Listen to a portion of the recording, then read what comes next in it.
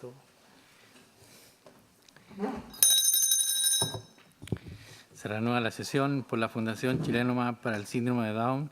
Expone don Alejandro Romero Seguer. Tiene la palabra. Con la venia, señor presidente, expongo a este excelentísimo tribunal. Represento a la Fundación Chilena para el Síndrome de Down. Junto a ella, porque hay muchas más que la acompañan, ¿cierto?, quiero hacer presente que se trata de una entidad intermedia, aquello que la Constitución declara reconocer y amparar, que se dedica al trabajo humanitario más oculto que se puede desarrollar en nuestra sociedad, que es atender a niños especiales. Los niños Down no son enfermos. Los niños Down merecen vivir al igual que el resto de los que estamos en esta sala y que hemos tenido esta posibilidad, nacer, llegar a la vida. ¿Por qué tiene interés esta Fundación Chilena para el Síndrome de Down en que esta legislación con 3 causales no se apruebe, y especialmente en la causal primera? Porque es triste decirlo, pero algunos datos de la experiencia comparada en materia de aborto que indican que en España 9 de cada 10 niños diagnosticados de síndrome de Down antes de las 22 semanas terminan siendo abortados. ¿Qué ocurre en España? Un país con una tradición cultural similar a la nuestra, ¿cierto? Ha caído hace bastante tiempo en el flagelo del aborto y eso ha significado que hoy día en España nazcan niños Down en un porcentaje menor al tercio de lo que nacían en la década del 80. El exterminio de los niños Down en los países que tienen ley de aborto es un dato objetivo.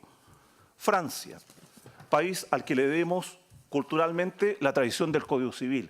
El artículo 75 del Código Civil, norma también imperativa para un tribunal constitucional, dice que el juez debe tomar de oficio todas las providencias cuando está el peligro, ¿cierto?, que pone en amenaza la situación de alguien que tiene derecho a nacer. Pues bien, ¿qué ocurre en Francia? Las pruebas genéticas determinan que en Francia el 90% de los niños con síndrome de Down, diagnóstico prenatal, terminan siendo abortados. ¿Qué ha ocurrido en Francia? El cambio cultural que se introduce en un país cuando se aprueba la ley de aborto es terrorífico. Es un panorama de verdad dantesco. Es tan evidente esto que en Francia el Consejo de la Radiodifusión francés ha censurado spot televisivo donde una madre quería mostrar como ejemplo que criar un niño Down no es ningún drama humano, sino que todo lo contrario. Pues bien, ¿qué dijo el Consejo de Radiodifusión francés? Dijo, ese spot coarta la posibilidad de una madre de poder tomar la decisión de abortar a un niño Down y por ende no se puede dar el spot en la radio francesa. Eso es la dictadura contra el Down. A eso lleva la legislación de aborto. En Islandia, por dar un ejemplo completamente lejano, ya no es España, no es Francia, Islandia, el 100% de los niños con síndrome de Down son abortados en ese país. Pues bien, ¿qué ocurre? ¿Por qué hay que hacerse la pregunta desde el punto de vista, ¿cierto?, de las garantías constitucionales? Porque un niño Down no es un niño enfermo. ¿Qué ocurre con ellos? Simplemente visiones materialistas, visiones que van contra la dignidad de la persona, terminan convenciendo que se tratan de personas enfermas y por ende, con diagnósticos prenatales, terminan en las cifras que acabo de señalar. El aborto consumado, desatado y libre contra criaturas que tienen derecho a nacer. En un texto científico, Prenatal Diagnostic, en que recoge, ¿cierto?, un estudio de toda la información científica depurando datos falsos, determina lo mismo, que hoy día, actualmente, dependiendo del país, estamos en entre un 70 y un 90% de niños Down que con la legislación de aborto, incluso la que uno podría decir bien intencionada, termina en la práctica con este resultado letal. Pues bien, se los digo con toda franqueza, no me gustaría estar en los zapatos de un miembro del Tribunal Constitucional que tenga que aprobar una cosa de esta naturaleza. ¿Y por qué lo digo? Porque efectivamente este es el punto de partida de lo que significa un auténtico genocidio que está presenciando hoy día la humanidad. Los niños Down en algunas partes del planeta ya no existen, son objetos prácticamente de museo de cera. Para ver un niño Down hay que ir a ver fotografías, no se puede ver niños Down en forma natural, fruto de los diagnósticos prenatales e incluso en aquellos países donde la causal puede ser restringida como aquí se nos ha tratado de convencer. Pues bien, uno se pregunta, entonces, ¿para qué sirve una Constitución? ¿Cuál es el rol de la Constitución? La pregunta es muy simple, para limitar el poder. No es más que eso, limitar el poder. ¿Cuál es? Que el que quiera hacer desaparecer a otro por razones eugenésicas, no lo puede hacer. Para eso sirve una Constitución. Tenemos la experiencia dolorosa, desgarradora, que cuando no hemos tenido Constitución en este país, todavía estamos pagando el resultado de la secuela, muerte, desaparición. No podemos seguir cometiendo el mismo error en este país. Necesitamos de una vez por todas que este Tribunal Constitucional, y sé que lo hará, diga que la Constitución es límite al poder. No puede ser, ¿cierto?, que un país se dé un gusto, ¿cierto?, simplemente para aprobar, ¿cierto?, una legislación para mayoría cuando ella viola la Constitución. Ese es el rol de este tribunal, poner límites al poder, y yo sé que lo van a hacer. ¿Y por qué ocurre esto? Porque muchas veces detrás de esto se instalan lógicas que son nefastas, son nocivas. ¿Cuál es el problema? Muchos creen que existe el derecho a buscar el hijo perfecto. Los que somos padres de familia sabemos que no existe el hijo perfecto. Hay unos inteligentes, otros menos inteligentes, pero lo que no podemos discutir es que todos tienen derecho a nacer. Eso es lo que hay que garantizar aquí. También los niños Down. Tenemos que evitar, ¿cierto?, y la evidencia científica sí lo indica, que participemos como país en el auténtico genocidio mundial que están sufriendo los niños Down en el planeta. Tenemos que ser capaces nosotros de dar una respuesta distinta. ¿Y por qué digo esto? Porque el rol del Tribunal Constitucional es uno solo, ¿cierto?, es evidente.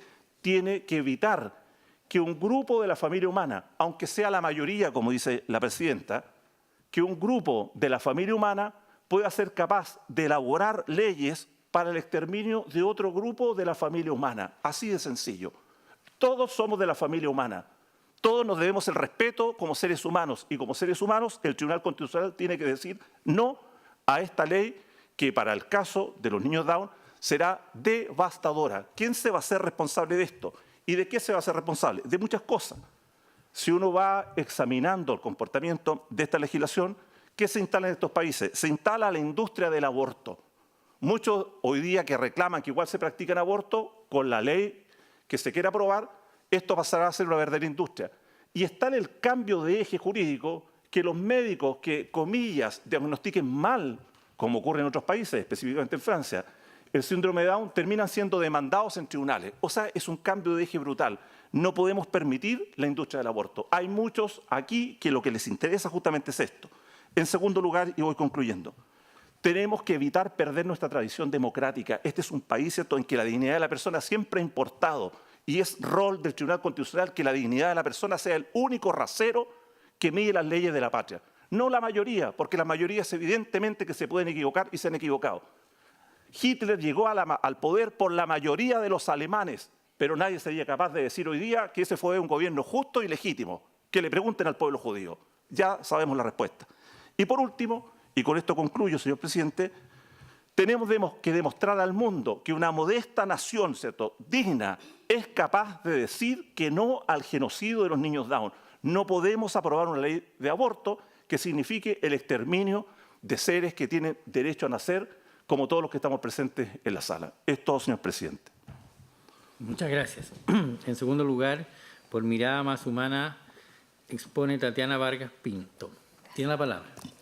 Con la venia del señor presidente de este excelentísimo tribunal, vengo a exponer en nombre de la Fundación Mirada Más Humana, especialmente preocupada por la dignidad de todo ser humano, de la mujer embarazada y del niño por nacer.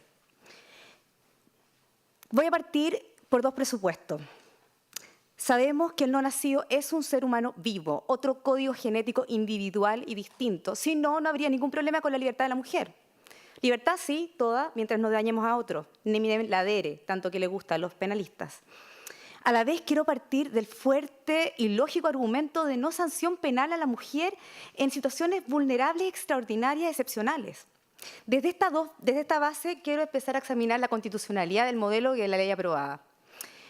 La regulación de aborto, la constitucionalidad de la regulación de aborto depende del modelo elegido. Y hay muchos modelos. El modelo de despenalización estricta, de exigibilidad, modelo de plazo, modelo de asesoramiento, modelo de indicaciones y modelo cualificado por los elementos del tipo.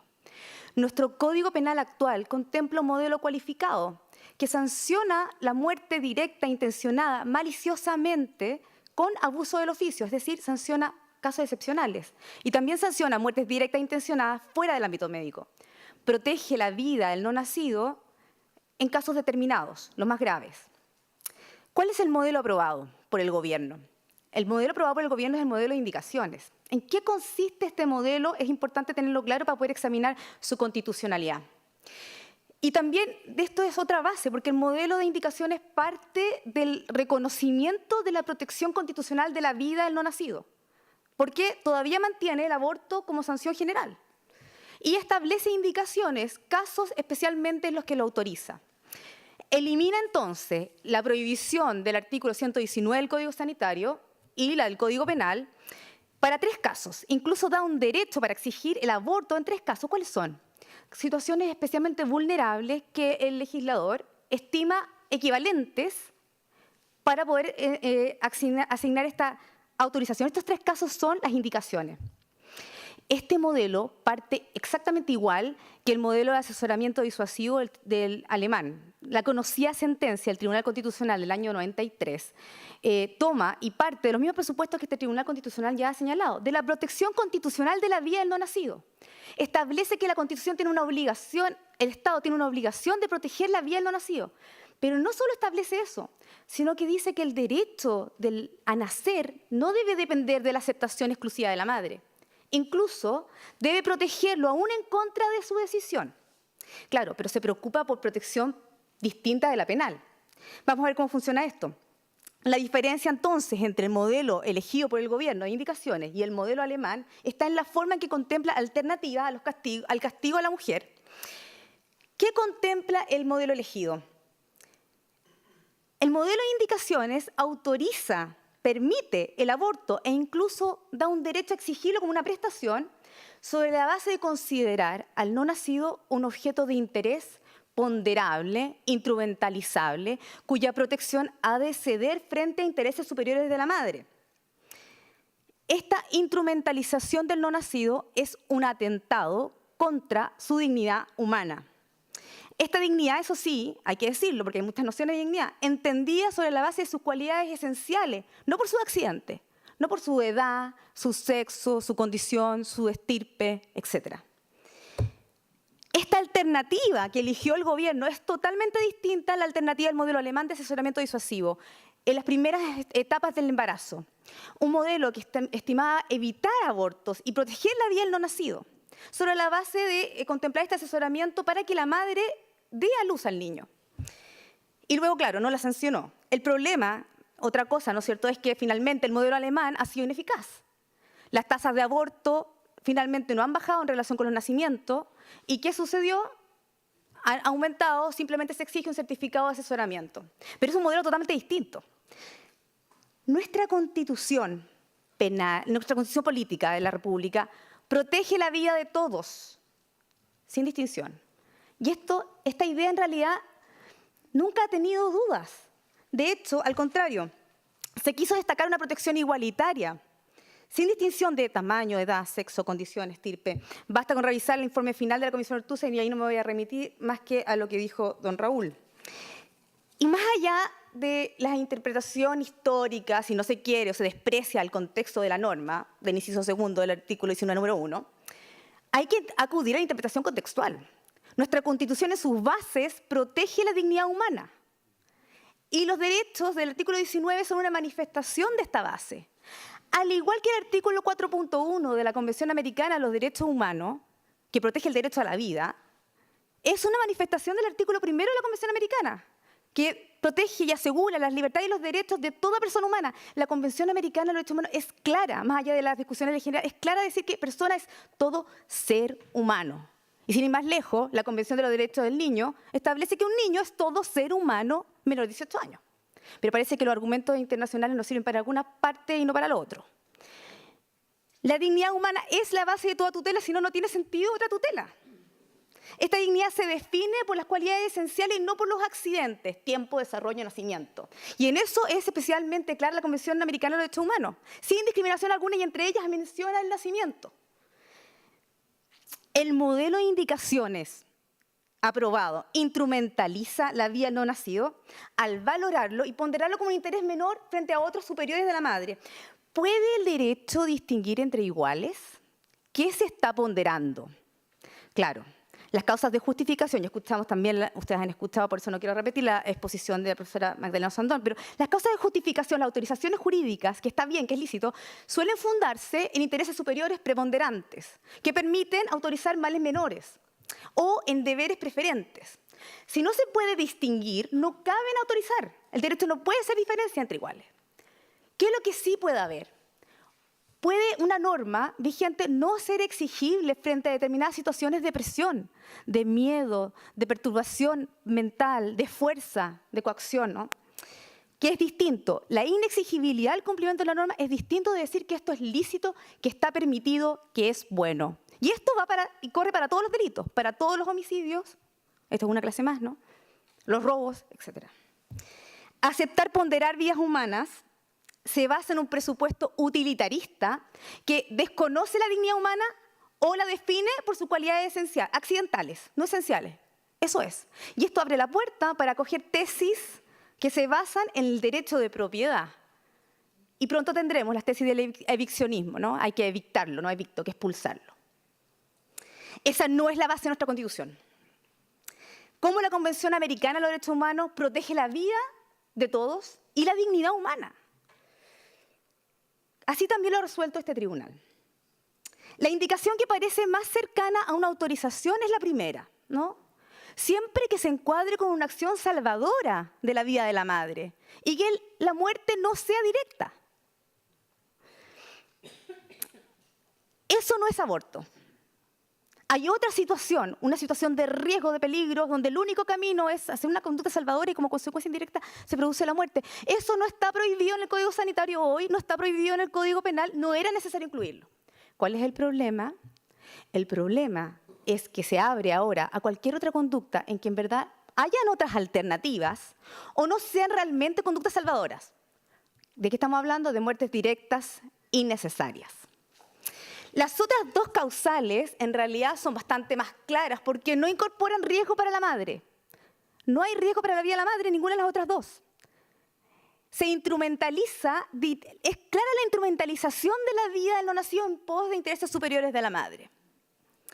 Esta instrumentalización de la dignidad humana es contraria a las bases de nuestra Constitución y a la manifestación de sus derechos en el artículo 19, cuya desconocimiento esencial está prohibido por el 19 número 26. La ponderación de la vida del no nacido en favor de intereses superiores de la madre es totalmente distinta de admitir que por determinadas circunstancias no le es exigible a la madre mantener su embarazo. Con mucho menos, y aquí termino, con mucho menos argumentos se derogó de nuestro Código Penal la pena de muerte, básicamente por ser irrevocable, irreversible, pensando en el error, posible error, que parece aquí el error médico no interesa. No estoy echando culpa a los médicos, sino que ya vimos que las técnicas médicas pueden fallar. La resocialización del delincuente y en el peso de la decisión final del indulto presidencial. En esta ocasión, la decisión es de este tribunal. Muchas gracias. Gracias a usted. En tercer lugar, por la Fundación Advocates Chile, expone Soledad Bertelsen Simonetti. Tiene la palabra. Con la venia del señor presidente, me dirijo a este excelentísimo tribunal en representación de la agrupación Advocates Chile para exponer nuestra posición respecto al presente proyecto de ley y su relación con el derecho internacional de los derechos humanos. En concreto, en mi exposición, resumiré los principales puntos del informe de derecho del destacado internacionalista y ex juez ad hoc de la Corte Internacional de Justicia, el profesor Francisco Orrego Vicuña, el cual ha sido adjuntado por los requirentes. En este informe se explica por qué no existe una obligación internacional de reconocer el derecho al aborto. Invito a los señores ministros a consultar el informe, ya que debido al tiempo solo podré exponer brevemente algunos de los principales argumentos. El mensaje presidencial de este proyecto de ley señaló que de no legalizarse el aborto se estaría incumpliendo con una obligación de derecho internacional, que se estarían violando los derechos humanos. ¿En qué se apoyó para afirmar esto? No se apoyó en normas de tratados internacionales, sino en recomendaciones de comités monitores de derechos humanos. Por ejemplo, citó el Comité de Derechos Económicos, Sociales y Culturales, el Comité de Derechos del Niño, el Comité del CEDAW, el Comité de Derechos Humanos que regula el cumplimiento del Pacto Internacional de Derechos Civiles y Políticos. Pero, ¿cuáles son realmente las fuentes vinculantes del derecho internacional? El artículo 38 del Estatuto de la Corte Internacional de Justicia enumera lo que se consideran las fuentes del derecho internacional. Las más importantes para efectos de los derechos humanos son los tratados internacionales y la costumbre internacional. ¿Cuál es entonces el valor normativo de las recomendaciones de los comités de derechos humanos, como los que citó el gobierno?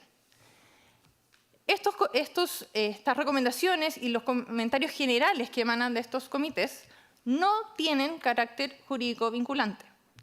Estos comités están formados por expertos, sí, pero son expertos independientes que no representan a los Estados miembros de los tratados.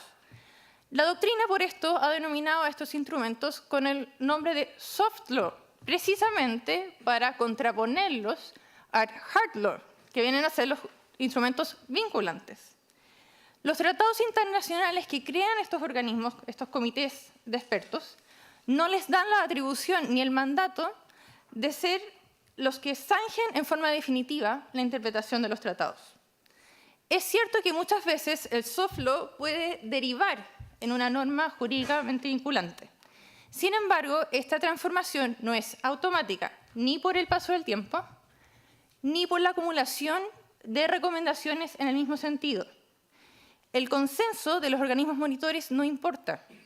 La única forma que el soft law se transforme en una norma jurídicamente vinculante es a través de la aceptación por parte de los Estados, que son los autores del derecho internacional. Como señala el profesor Orrego en su informe, postular la obligatoriedad del soft law en ausencia de una expresión de consentimiento con alcance jurídico tendría como resultado el predominio de consideraciones políticas por sobre aquellas de carácter jurídico en el marco de la creación del derecho internacional, con el riesgo que ello involucra para la garantía democrática de la creación del derecho internacional. ¿Está entonces Chile obligado a reconocer el aborto? No, Chile no está obligado a legalizar el acceso al aborto.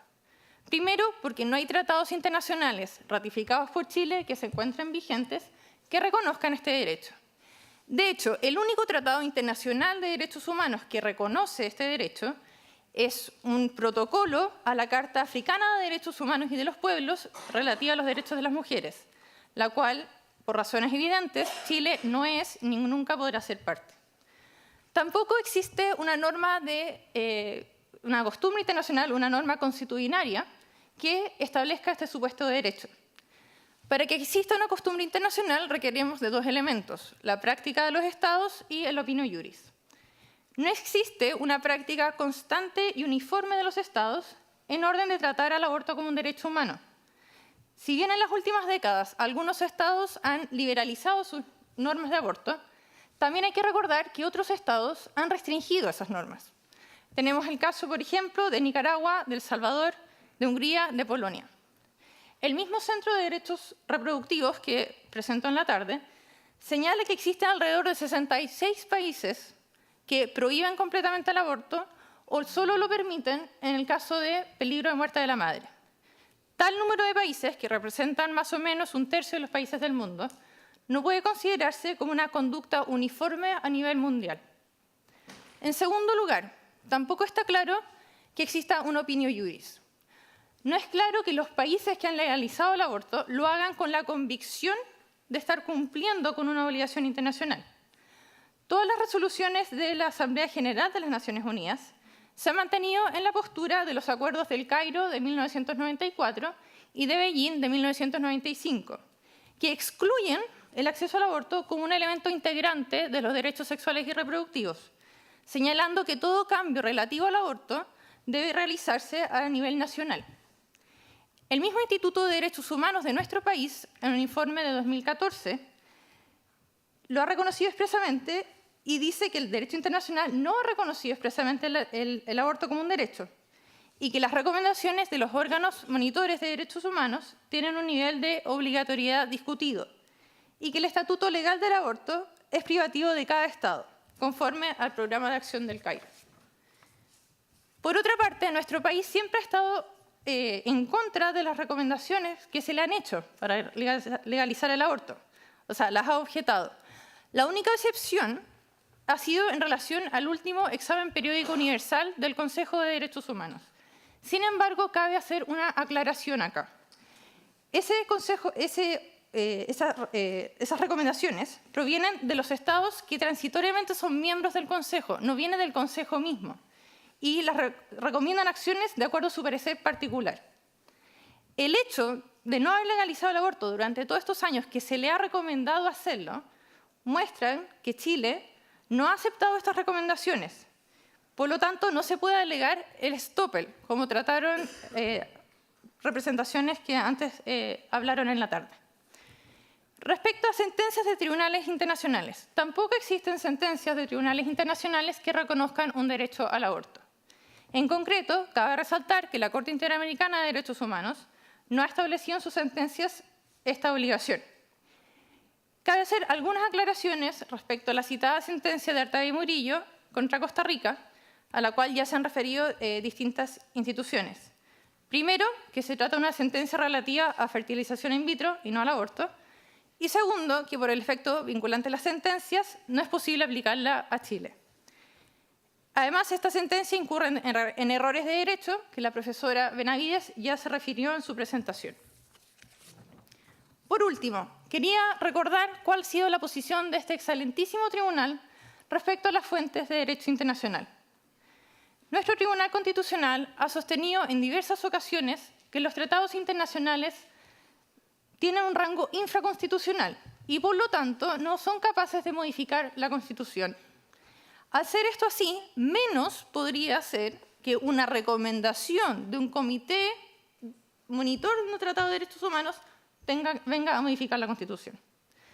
También nuestro Tribunal Constitucional ha señalado expresamente en la sentencia Rol 3016, relativa a las negociaciones colectivas, que las recomendaciones no son tratados internacionales y no tienen un carácter jurídicamente vinculante, y que al no tener ratificación por los Estados, no constituyen, de acuerdo a nuestro derecho interno, normas vinculantes de rango legal.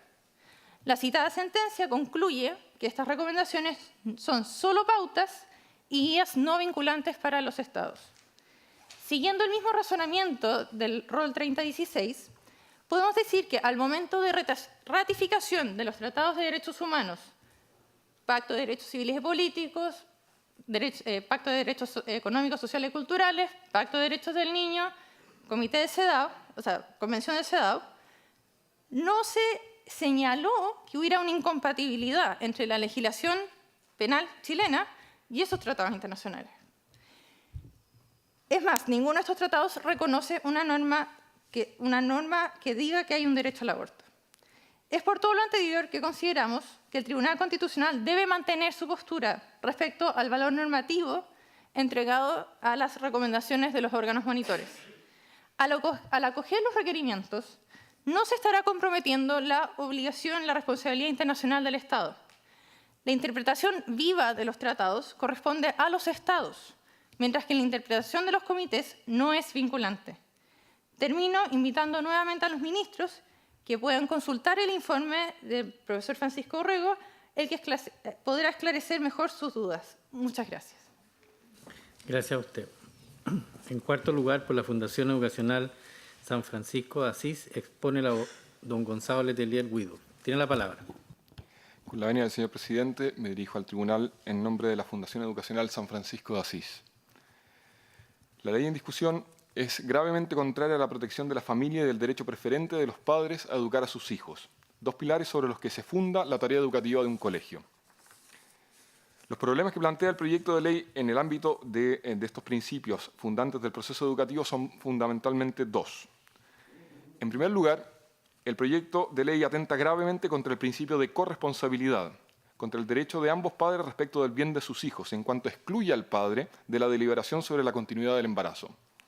Los niños no se engendran por generación espontánea en el vientre de una mujer. Si bien depende inmediatamente de su madre para su subsistencia, el nasciturus es hijo de ambos progenitores, y no solo de su madre. Sin embargo, el proyecto excluye toda referencia a la opinión o deseos del padre. Por supuesto, esta exclusión es totalmente comprensible en la tercera causal. Respecto a la primera causal, en cambio, la ley otorga de modo necesario y por hipótesis una preferencia absoluta a la inmunidad de riesgo vital de la madre por sobre la vida de su hijo. Esto resulta del todo injustificable ante el padre del nasciturus.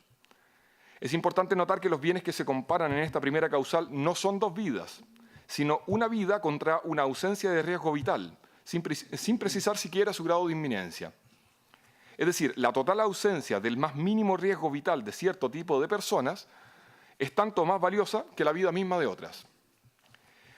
Pero incluso si pudiera justificarse este punto, de ello solo se seguiría que siempre es lícito preferir la integridad de la madre por sobre la vida del hijo.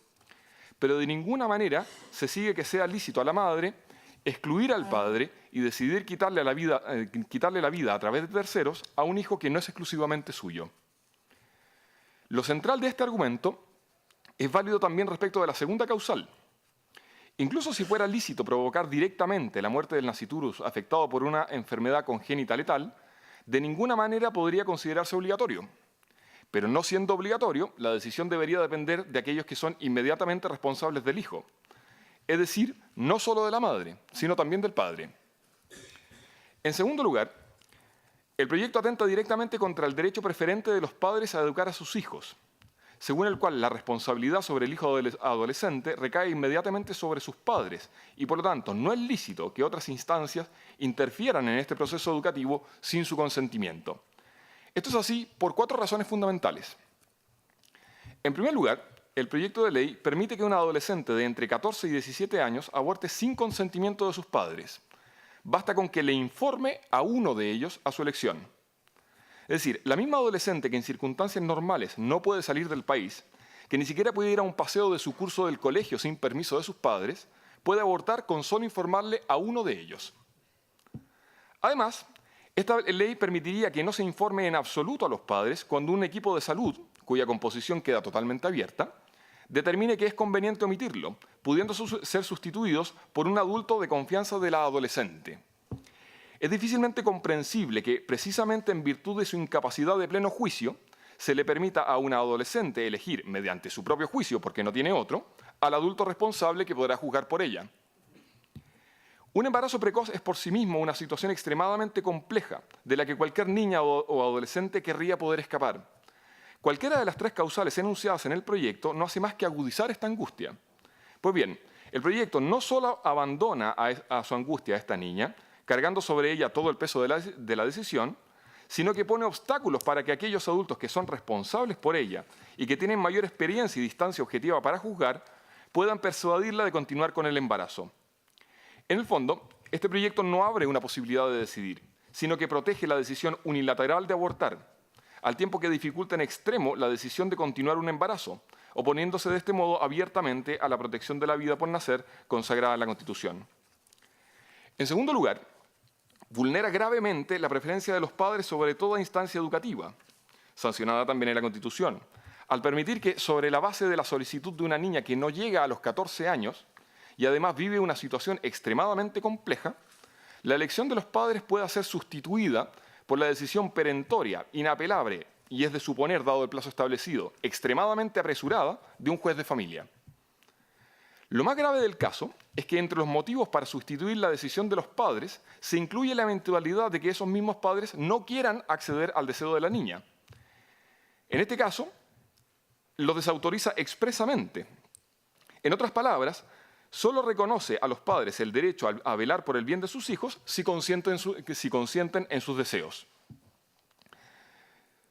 Esto significa, por lo demás, que una niña persuadida de abortar podría preguntar sucesivamente a cuantos adultos sea necesario hasta encontrar a uno que consienta. Estoy caricaturizando un poco, pero no demasiado. Este solo principio basta para echar por tierra toda función educativa paterna. En tercer lugar, en ambos casos, en ambos rangos de edad, se entiende, se exige que la decisión de abortar sea comunicada solo a uno de sus representantes legales, incluso cuando estos sean 2, dejando al criterio de la niña o adolescente decidir cuál. El padre excluido no tiene posibilidad alguna de apelación. No se ve de qué modo pueda compatibilizarse esto no solo con la corresponsabilidad educativa, sino con una mínima valoración de la paternidad. En cuarto lugar, finalmente, de un modo indirecto pero muy real, este proyecto de ley protege legalmente la marginación y el desconocimiento de los padres respecto de la actividad sexual de sus hijos adolescentes.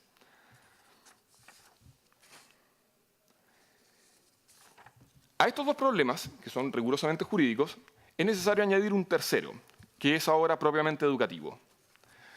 La tarea educativa consiste en comunicar una visión de la vida, fundada en bienes por los cuales vale la pena luchar cada día. Parte esencial de esos bienes son bienes sociales, valores ciudadanos compartidos que nos permiten sentirnos orgullosos de las instituciones nacionales. Los principios y derechos consagrados en la Constitución pertenecen a este grupo. El artículo 19 de la Constitución es motivo de orgullo y de profunda confianza en el futuro para un educador. Al mismo tiempo, es motivo de esperanza para un educando, pues le reafirma que Chile es un lugar en el que vale la pena vivir.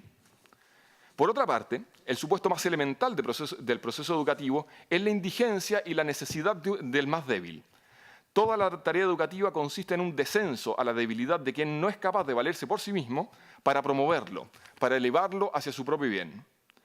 Este proyecto de ley envía una serie de mensajes extremadamente potentes a nuestros jóvenes. No toda vida es valiosa. Hay algunos que valen menos que mi propia inmunidad. El débil no siempre debe ser acogido. La virtud heroica no siempre es deseable o esperable. Si esta ley es ratificada, a partir del lunes tendré que enseñarle a mis alumnos que la vida debe ser defendida siempre, pero que la ley dice lo contrario, que debemos respetar a las instituciones, aunque no siempre van a estar dispuestas a defendernos. En síntesis, aparte de otros innumerables problemas, el proyecto de ley se opone gravemente a los principios consagrados en la Constitución en al menos 3 puntos fundamentales. En primer lugar, el proyecto excluye al padre de toda decisión respecto de la vida de su hijo, atentando contra su más elemental derecho como padre.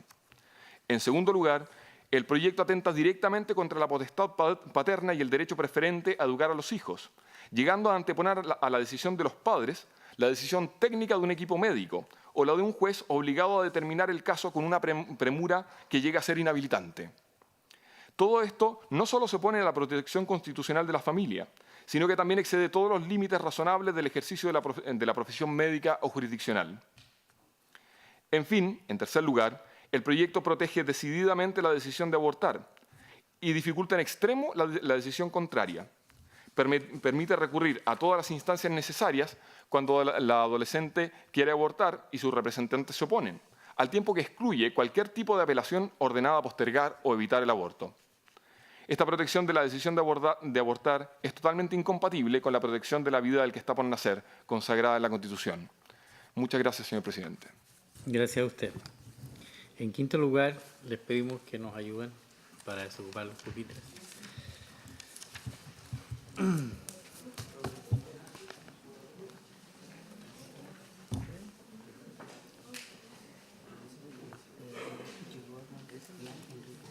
Ya. Que entre.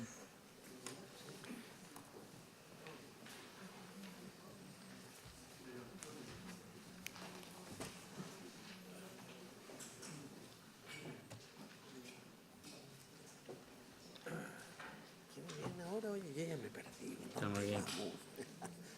San Ramón. Soñando Chile, Ignacio Covarrubias, Fundación. Ya, soñando, hijo.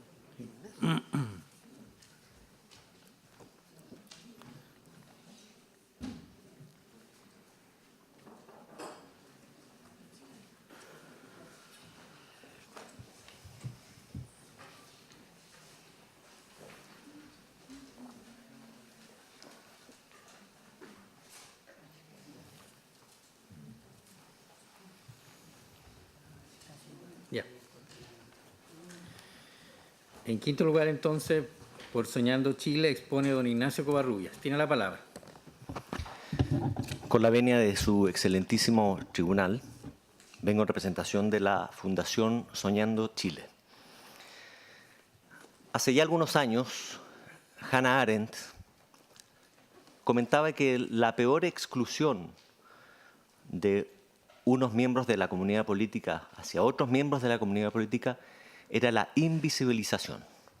Y ella lo hacía en el contexto de comentar el holocausto nazi, la esclavitud en Estados Unidos y los inicios de la discriminación racial.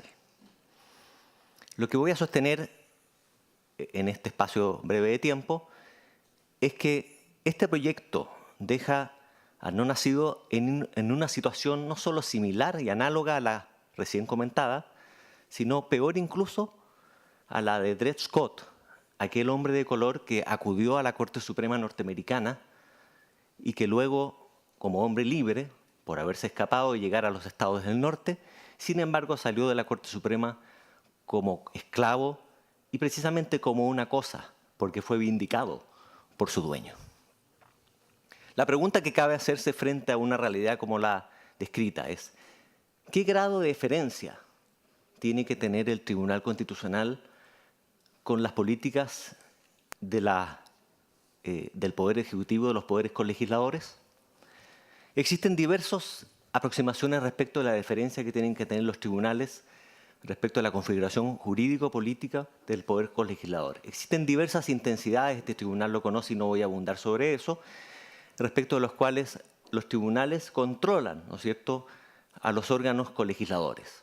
Pero partamos que una de las bases en virtud de las cuales se lleva a cabo el control y la correlativa deferencia es a partir de la competencia que tienen los mismos órganos del Estado como sujetos que están sometidos al imperio del derecho en sus potestades públicas. Existe un cierto consenso que lo más básico es el mínimo control de razonabilidad o la exclusión de la interdicción de la arbitrariedad. Es lo mínimo que se le puede pedir a una persona que actúa en la vida del derecho. Existen diversas modalidades más intensas de control. Se le denomina razonabilidad, proporcionalidad y en sus diversas modalidades. Entonces la pregunta, ante un proyecto de ley que pretende dejar fuera de la comunidad política a individuos de la especie humana, ¿cuál es el grado de razonabilidad que debe tener un tribunal frente a esa iniciativa del gobierno?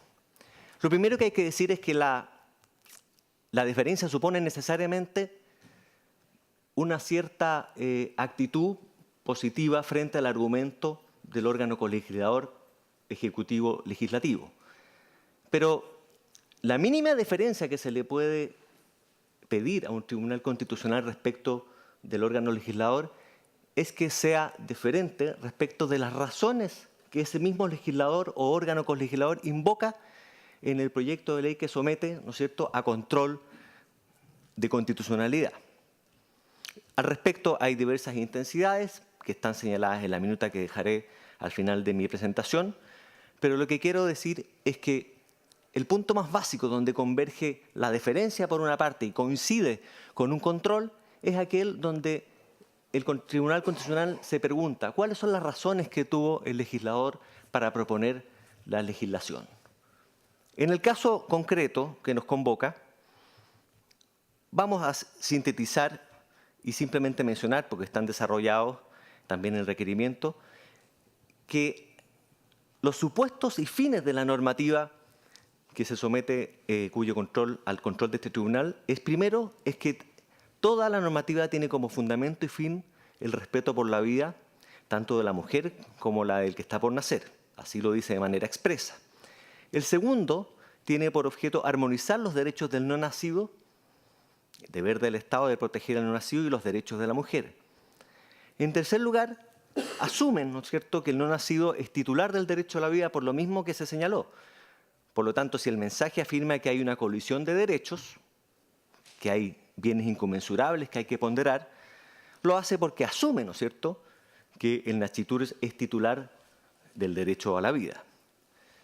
Hay otras finalidades que pasaré por alto, por razones de tiempo, pero lo que vale ahora la pena preguntarse es que si el nascitur es titular del derecho a la vida y el respeto por la vida, por cierto, incluida el de la mujer, es el eje de este proyecto de ley, ¿cómo se entiende racionalmente? Cuando digo racionalmente, atendida que la mínima exigencia que le puede pedir un órgano de control a otro órgano es que sea consecuente con los propios fines que la normativa proclama como legítimas. Es diferente porque no hace cuestión sobre el fin, lo asume como legítimo, pero le pide consistencia entre los fines que programa y los medios que esa normativa propone. ¿Cómo se entiende racionalmente que el modo en que se materializa el respeto por el nasciturus como titular del derecho a la vida no solo no permite lograr tales fines, sino que los traiciona al introducir normas legales que autorizan poner directamente fin a la vida de aquel que se supone que es sujeto del mismo derecho a la vida que debe respetarse? ¿Cómo se entiende que la armonización y equilibrio buscado a que se hace referencia en el mensaje se traduzca en excluir al no nacido de la protección de la garantía constitucional del artículo 19, número 26. ¿Cómo se entiende que se estime razonable privar de la vida al feto con tal de no arriesgar la vida e integridad física y psíquica de la madre? Si según el proyecto de ley el no nacido goza del derecho a nacer, ¿cómo se justifica entonces una discriminación que llega al punto de excluirlo de la comunidad política? Pues bien, se justifica, lo dice el proyecto y lo dice la respuesta de la Presidenta de la República. Se justifica en que la prohibición del aborto directo impondría a la mujer un deber de continuar su embarazo ad finis y en todas circunstancias. Pues bien, tal deber no existe. Quienes estamos en contra de este proyecto de ley nunca hemos sostenido el deber absoluto a que se hace referencia. De ahí que precisamente sea legítimo en casos excepcionales intervenir a la madre cuya vida corre peligro inminente para salvarle, aunque de ello se siga indeseadamente la muerte del no nacido. Pues bien, para terminar brevemente, si este Tribunal Constitucional estimare inconstitucional, es decir, las tres causales, la mujer no solo seguiría siendo integrante de la comunidad política, sino que en las dramáticas circunstancias y dolorosas circunstancias que la aquejan, como por ejemplo una violación, podrá seguir acudiendo a los tribunales y reclamar justicia ante este mismo Tribunal Constitucional. Pero en caso de rechazar el requerimiento, el no nacido estará anticipadamente imposibilitado de reclamar justicia aún por interpósita persona, en las hipótesis que prevé, pues quedará, como decía Hannah Arendt, invisibilizado de la comunidad humana, dejándolo en una condición peor incluso que aquella que padecieron quienes fueron víctimas del holocausto nazi, del apartheid o de la esclavitud. Muchas gracias. Gracias a usted. A continuación, por la Fundación de Investigación San Ramón y la Iglesia Evangélica Viento Recio, expone Elar Koch Cabezas. Tiene la palabra. Excelentísimos ministros, en el marco del requerimiento de inconstitucionalidad del proyecto de ley de aborto en tres causales por el que deberá pronunciarse este excelentísimo tribunal, vengo a exponer como epidemiólogo e investigador, magíster en salud pública, doctor en ciencias biomédicas, epidemiólogo molecular, con más de 60 publicaciones en las revistas científicas nacionales e internacionales y un currículum extenso como investigador durante los últimos 20 años, profesor de la Universidad de Chile de Epidemiología. Actualmente soy director del Melissa Institute y estoy ejerciendo la presidencia en la Fundación de Investigación San Ramón, que es una fundación que financia precisamente proyectos de investigación en el área de salud materno-fetal. Quisiera enfatizar que no vengo a exponer una opinión o creencia personal, las cuales por supuesto tengo como cualquier ciudadano. Además, en lo que se conoce como salud pública basada en evidencia, la opinión del experto constituye el menor nivel de evidencia. El mayor nivel, a saber, lo componen los estudios experimentales y las revisiones sistemáticas que evalúan la causalidad en la literatura médica. En ciencia, cuando nos referimos a evidencia científica, nos referimos a la mejor data analítica de estudios epidemiológicos y clínicos serios, rigurosos, basados en datos objetivos accesibles, con metodología reproducible, publicada en revistas médicas especializadas, indexadas y revisadas por pares independientes. Este es el estándar actual de lo que podemos considerar evidencia científica. En este contexto, una pregunta relevante, excelentísimos ministros. ¿Cuál es la fuente de los datos, la evidencia o conclusiones en que se basa este proyecto de ley? Me parece relevante comenzar haciendo esta aclaración, excelentísimos ministros, pues en la discusión política en torno al aborto, demasiadas veces se mencionan cifras y porcentajes de abortos, muertes maternas, violaciones, condenas, etcétera, como un medio de prueba a favor o en contra de la ley, sin proporcionar una fuente competente, ni mucho menos un estudio analítico publicado independiente que garantice el rigor de los datos. Otras veces se hacen relaciones de causa-efecto basadas en números descriptivos parciales sin desagregar o haciendo correlaciones simples, solo por conveniencia, sin un mínimo control analítico por factores de confusión y fuentes de error. No estamos hablando solo de simples números y estadísticas, estamos hablando de hechos vitales, vidas de mujeres, vidas maternas, vidas de gestación, todas vidas humanas que la Constitución de Chile busca proteger. Es un deber, por tanto, que este proyecto de ley en comento reciba justamente una ponderación y tratamiento técnico del mayor rigor y seriedad, cuestión que me anima a presentar esta evidencia delante de ustedes. ¿Qué entendemos por muerte materna? Por muerte materna entendemos aquellas muertes que se producen durante el embarazo, el parto y los 42 primeros días después del parto o puerperio. También hoy día en Chile se registra lo que se llaman las muertes maternas tardías, que son muertes que ocurren después de estos 42 días y hasta un año después del parto. Y es muy importante en Chile porque como en Chile se registran estas muertes, estas tienen cierta magnitud. El segundo concepto importante es, en epidemiología, para evaluar las políticas públicas, es lo que se denomina experimento natural. En un experimento natural se evalúa un evento o fenómeno o ley que se promueve sobre un indicador de interés de salud, como puede ser la mortalidad materna, por ejemplo, el número de abortos, etc. Podríamos hablar, por ejemplo, el efecto de una ley que endurece las penas por conducir bajo los efectos del alcohol, sobre la mortalidad por accidentes de tránsito, lo que ocurre antes y después de esa ley.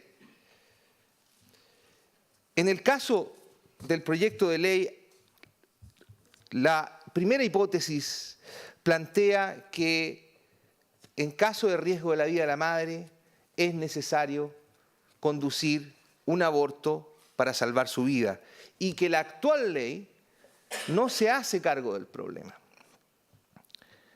Recientemente, en conjunto con la Universidad de North Carolina, se realizó un experimento natural en Chile que fue publicado en la revista americana PLOS ONE, fue presentado en el Congreso Internacional de Salud Materna en Dublín y además se ha publicado y discutido en otra revista que se llama Lineker Quarterly. Haré llegar toda esta información a los excelentísimos ministros. En este estudio se evaluó el efecto de la prohibición del aborto en 1989, el aborto terapéutico, en una tendencia de tiempo de 50 años, antes y después. Y se evaluaron otras políticas públicas, las políticas públicas de 1965, por ejemplo, y otros factores como la educación de las mujeres, el desarrollo sanitario, etc. En estos estudios se mostró que la mortalidad materna durante estos 50 años cayó en Chile en forma continua, hasta el año 2003, en el que se alcanzó el mínimo nivel de mortalidad materna. De 293 por 100.000 nacidos vivos en los años 60, llegamos a una mortalidad materna actual de 18 por 100.000 nacidos vivos, un 93% de reducción. Ya el año 2008 nos inscribimos como el segundo país con menor mortalidad materna en el continente, junto con Canadá, y actualmente ocupamos el lugar de los 50 países con menor mortalidad materna. ¿Qué ocurrió con las muertes por aborto? En los años 60 se morían muchas mujeres por aborto en Chile, pero esta también se redujo de 97 por 100.000 nacidos vivos a 0.4 por 100.000 nacidos vivos, 99% de reducción. Hoy día nuestra mortalidad materna por aborto es similar a la de los países desarrollados con aborto legal. Y de hecho, se muere 1, 2 o 3 mujeres por aborto, embarazo ectópico o algunos otros tipos de abortos, no por abortos ilegales en general o abortos no especificados. Y eso ha permanecido así durante la última década.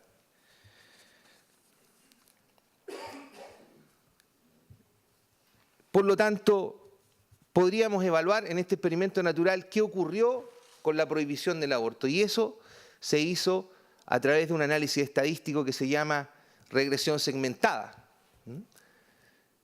que mostró que la prohibición del aborto no tuvo ningún efecto sobre la mortalidad materna. Ningún efecto. Esta continuó reduciéndose en forma constante. De hecho, la mortalidad materna estaba en 10.8 en 1989 y continuó reduciéndose en 0.4. Tampoco hubo un efecto beneficioso. El efecto fue nulo. Es lo que decimos en ciencia, se validó la hipótesis nula. Los factores que explicaron la tendencia en Chile fueron el cambio en la educación de las mujeres, el aumento de la atención profesional del parto, que hoy día es del 99,9%, el acceso a la atención obstétrica de emergencia, etcétera. Muchos otros factores sanitarios que sí explican la reducción de la muerte materna. Las políticas de 1967 también. Posteriormente tuvimos la oportunidad de confirmar este experimento natural en otro país, en México. Esto lo hicimos en un estudio cooperativo con la Universidad de Duke, North Carolina, la UNAM y la Universidad de Virginia.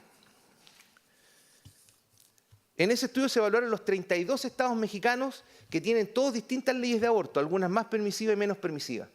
¿Cuál fue el resultado de ese experimento natural? Remarcablemente consistente con los experimentos naturales chilenos, publicado en la revista British Medical Journal hace muy poco. También se los haré llegar, excelentísimos ministros. La consistencia entre estos dos experimentos naturales nos muestra que no existe evidencia hoy que permita afirmar que una ley de aborto tiene cualquier efecto sobre las muertes maternas. Ni las reduce ni las aumenta. Y estamos hablando de la mejor evidencia disponible porque estos dos estudios son los primeros que han evaluado el efecto de un cambio de legislación sobre una larga tendencia en el tiempo, controlando por múltiples factores de confusión.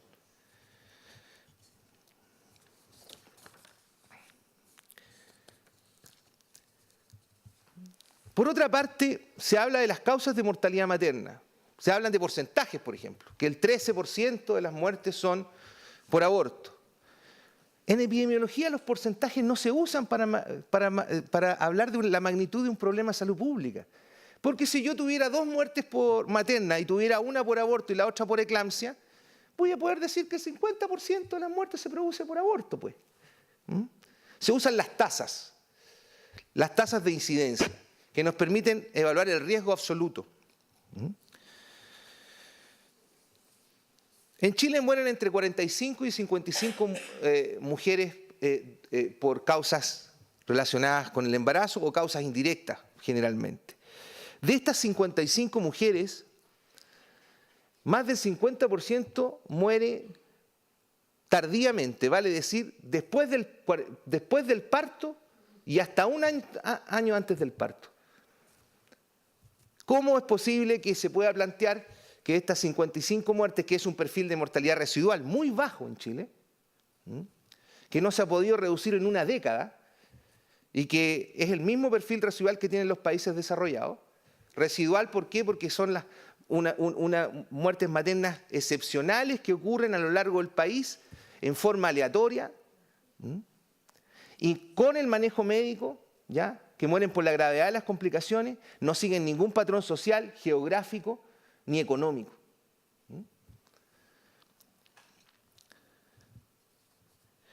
El aborto no especificado representa el 2% de estas 55 muertes maternas. El ectópico otro 2%, etc. Cuando medimos el riesgo de morir, por ejemplo, por traumatismo en las mujeres en edad fértil, de 15 a 45 años, que es la población expuesta, el riesgo es de 1 en 11.000 mujeres. El riesgo de morir por cáncer de mama, cáncer de estómago, cáncer de cervicuterino, es de 1 en 14.000. ¿Cuál es el riesgo de morir por un aborto en Chile? Una mujer en 2 millones de mujeres en edad fértil.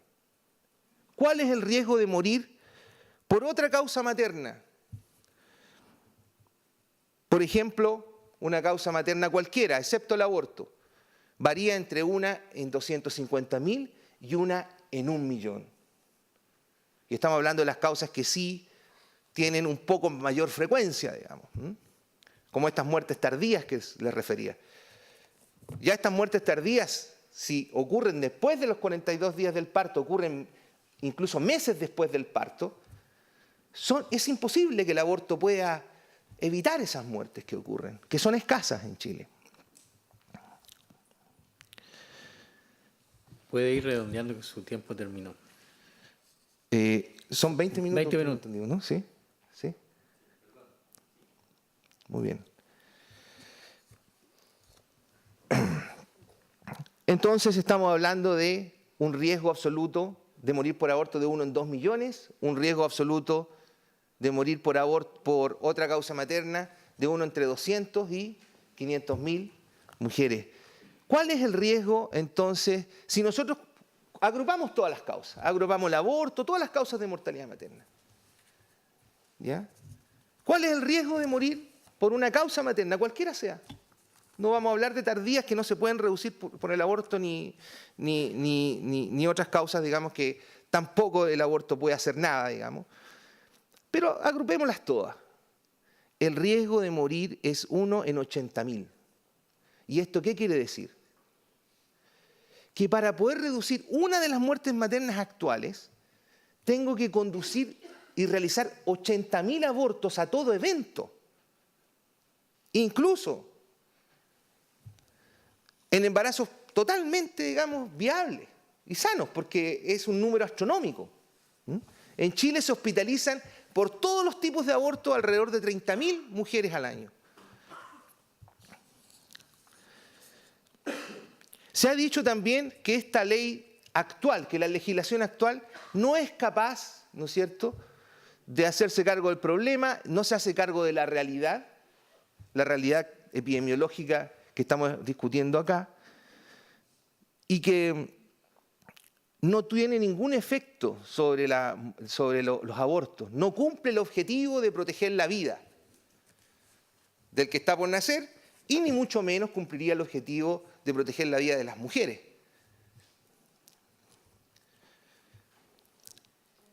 El aborto no está causando muertes en Chile. Como les decíamos, el riesgo es extremadamente bajo, casi nulo.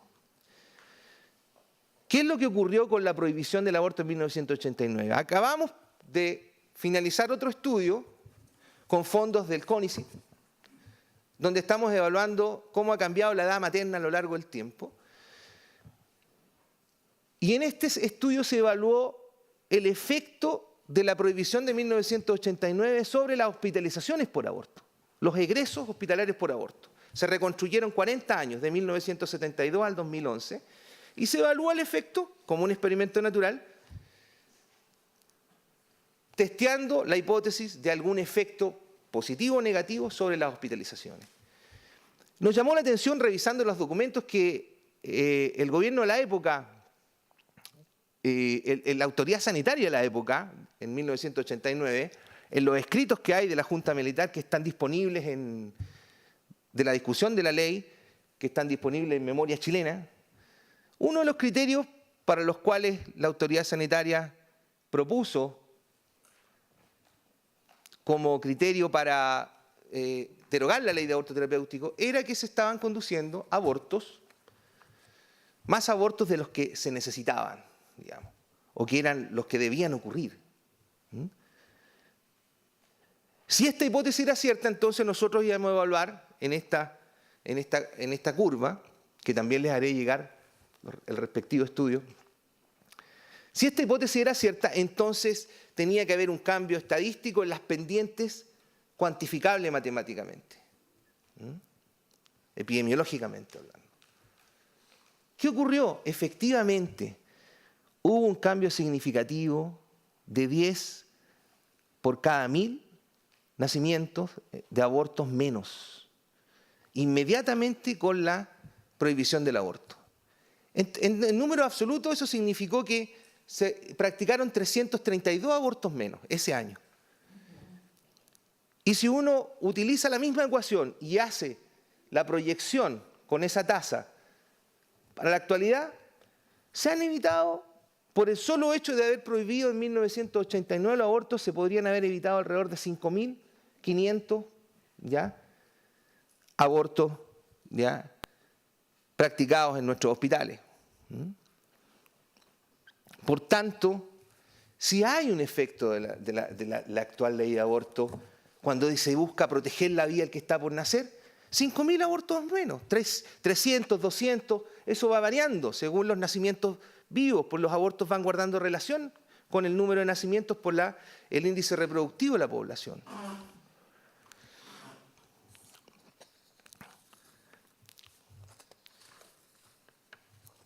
La mejor evidencia disponible actualmente, excelentísimos ministros, no permite afirmar que la ley de aborto, especialmente su primera causal, va a reducir alguna muerte materna. No puede hacerlo. Primero, no hay una relación de causa-efecto determinada por estudios muy rigurosos. Y segundo, por el riesgo actual de muerte materna en Chile y por el tipo de causas de muerte que están ocurriendo. El número, como les decía, de abortos tiene que ser astronómico. Pero además se dice que esta ley busca proteger la vida de la mujer. Y hay dos de las causales del proyecto que no tienen restricción de edad gestacional. Y los estudios, los últimos estudios, por ejemplo el de Bartlett que se publicó en una revista que se llama JAMA en Estados Unidos, una revista muy importante, que evaluó los abortos legales en Estados Unidos según su edad gestacional, determinó que un aborto de 20 semanas, comparado con un aborto de primer trimestre de 9 semanas, tiene un riesgo 76 veces más de tener una complicación grave, con potencial riesgo de muerte. Y de ello ellos muestran que la mayoría de las muertes por abortos legales en Chile ocurren por abortos legales del segundo trimestre o abortos tardíos. Y la mayoría de ellos ocurre ¿por qué causal? Enfermedad congénita o genética. Aún en un aborto de 18 semanas, el riesgo es 40 veces mayor. Este empieza a aumentar exponencialmente después de la 9ª semana. Y entonces las primeras dos causales estamos colocando en mayor riesgo epidemiológico, un riesgo que actualmente no existe. ¿Por qué? Porque es muy raro e infrecuente el aborto de segundo trimestre en Chile. Y no se hacen abortos por enfermedades congénitas, ¿ya? Salvo que sean ilegales. La tasa de nacimientos que tenemos con síndrome de Down en Chile es la mayor del mundo, 2.7. Esto revela, por ejemplo, que en Chile no se hacen abortos por enfermedades genéticas, digamos. Quizás se hagan escasamente. De esta manera, excelentísimos ministros, y ya terminando, quiero decir que además este proyecto de ley no solo no estaría protegiendo la vida del que está por nacer, sino que además al promoverse se van a provocar más abortos, alrededor de 300, 200 más abortos en nuestros hospitales cada año, y es un número importante. La Constitución está protegiendo a todos. Y además vamos a colocar un riesgo mayor de las mujeres que se practiquen abortos de segundo trimestre, ¿ya? Que van a tener más complicaciones. Los estudios se los voy a hacer llegar también inmediatamente después de mi presentación. Finalmente, en la tercera causal, lo que más me preocupa como salubrista tiene que ver con el aborto en adolescentes y las tasas de suicidio. No está claro si hay una relación de causa-efecto, para ser riguroso con la literatura. Y los estudios de salud mental tienen muchos fuentes de sesgo. Pero quizá el estudio más robusto, que ha tenido un seguimiento de 20 años, es el de uno de los países con el mejor sistema de salud pública en el mundo, que ellos trabajan hace mucho tiempo lo que se llama salud pública basada en evidencia. Y es el país de Finlandia. Ellos han seguido a las adolescentes que abortan y a las que continúan su embarazo y determinaron que éstas tienen mayor tasas de suicidio. Montaron programas de diagnóstico y de pesquisa psicológica. Lograron bajar las tasas de suicidio, pero solamente en la población mayor a 20 años, no en las adolescentes, que siguieron aumentando un 30%. Y acaban de publicar hace un mes atrás el doctor Gisler, con quien tengo alguna correspondencia, que es, por cierto, en su país es pro-choice, como se dice, y decía, bueno, la maternidad tiene un efecto protector en las adolescentes, eliminando las conductas de riesgo, entre ellas la ideación y la conducta suicida. Muchas gracias, excelentísimos ministros. Gracias a usted.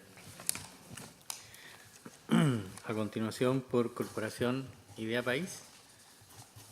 ¿O usted? Perdón, Fundación Formando Jóvenes, expone Jan Enríquez Herreras. Muchas gracias, señor presidente. Con la venia de este excelentísimo tribunal, para circunscribir de manera adecuada el objeto de esta controversia, es importante hacer notar desde ya que, pese al nombre del proyecto, que alude expresamente a despenalización, en rigor se trata de una legitimación de la interrupción del embarazo. Así lo ha afirmado con claridad, entre otros, el Departamento de Ética del Colegio Médico de Chile. Ahora bien, debe mirarse atentamente cuál es el tipo de acción que se legitima.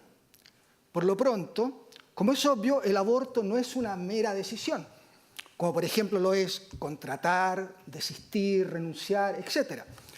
Tampoco es una mera autorización.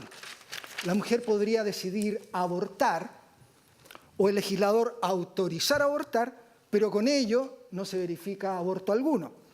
Para que haya aborto, debe haber una verdadera y rigurosa acción. ¿Y en qué consiste esa acción? Reviste distintas modalidades. Puede ser mutilar o cercenar miembros, disolver el cuerpo en químicos, asfixiar, succionar. El sujeto activo sería el equipo sanitario y el sujeto pasivo el nasciturus. La licitud de esa acción reposa sobre dos presupuestos. El primero es que tales acciones, esto es, mutilar, cercenar, disolver o asfixiar al nasciturus, son compatibles con el mandato constitucional de proteger la vida del que está por nacer. Cualquier observador desapasionado e imparcial no podría sino sostener la absoluta incompatibilidad entre la acción y el mandato. El margen de apreciación es eso, un margen, el cual no puede exorbitarse ni extralimitarse. Una cosa es ponderar, armonizar, restringir, y otra distinta es afectar de modo directo y sustancial. Atentar es inconciliable con proteger. Recordemos, por lo demás, que el propio texto constitucional reconoce este límite en el numeral 26 del artículo 19. El segundo presupuesto, del cual pende el primero, es que la conducta en cuestión, mutilar, cercenar, disolver o asfixiar al nasciturus, sería lícita, dado que el nasciturus no sería persona, sino solo objeto de protección. Esta es la línea argumental que ha seguido, por ejemplo, la Presidencia de la República. En primer término, no podemos desatender los ecos y reminiscencias de un argumento tal. Es idéntico al que se utilizaba respecto de los niños nacidos hasta antes de la promulgación de la Convención de los Derechos del Niño. El niño no es sujeto de derechos, sino tan solo objeto de protección, se nos decía. Con prescindencia de lo anterior, vamos al núcleo del argumento que sostiene este segundo presupuesto. Y este importa escindir las categorías ser humano y persona. Así, para quien afirme la licitud de mutilar, cercenar, disolver o asfixiar al nasciturus, es indispensable desconocer su carácter personal. En efecto, ningún test de ponderación, de balance, de proporcionalidad alcanza para traspasar una línea infranqueable. La condena a un inocente es de suyo siempre ilícita. Precisamente esto es lo que subyace en la afirmación de Voltaire en orden a que es preferible liberar a 1000 culpables que condenar a un solo inocente, que encuentra raíces en otra sentencia del sabio Maimónides. Es mejor liberar a 1 millar de culpables que sentenciar a muerte a un solo inocente. Hay aquí un límite infranqueable.